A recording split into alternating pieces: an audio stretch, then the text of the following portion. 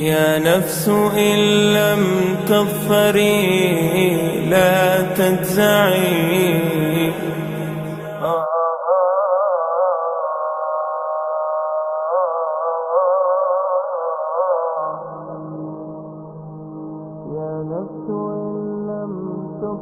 الله میگه فلا و ربک، قسم است به پروردگارت ای رسول الله صلی الله علیه و سلم، لا یؤمنون، این مردم مؤمن گفته نمیشن، ایمان ناوردن، نمیارن.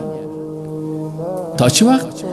حتی یحکموک فیما شجر بینهم، تا وقتی که در اختلافات خود، چه اختلافات اعتقادی باشد، در عبادات اختلاف داشته باشد، در مسائل اجتماعی، در مسائل اخلاقی، در مسائل سیاسی، در مسائل اقتصادی، مالی، عسکری، نظامی، دعوتی، 12 قسم نظام که است.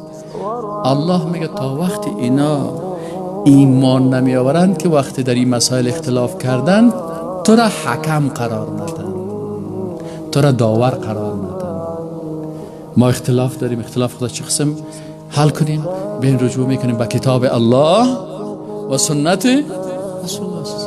اگر کس ایره قبول نکرد، الله متعال میگه قسم از به ذات ذوالجلال من که مسلمان نیست، مؤمن نیست مؤمن. خب یک نفر آمد فیصله را قبول کرد، الله میگه هنوز مؤمن نیست.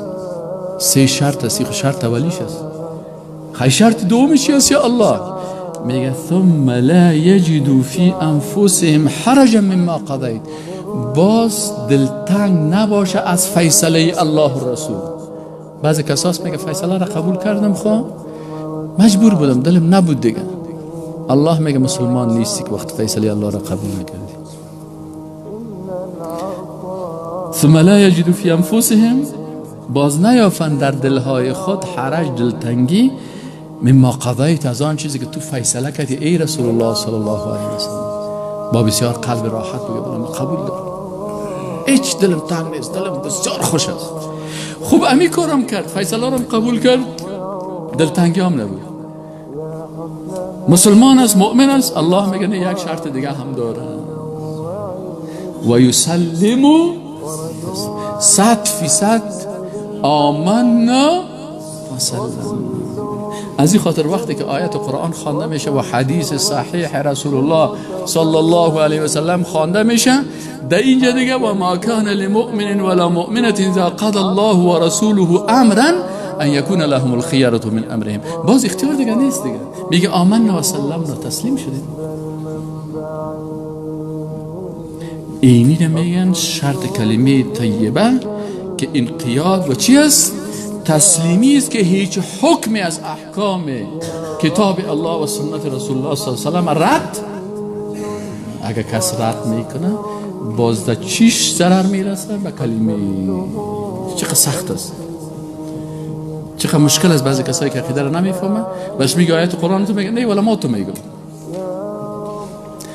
حدیث رسول الله صلی الله علیه و سلم میگه نه ولی من هم حزب ما انت میگه، رواج ما انت میگه، شاعر انت میگه.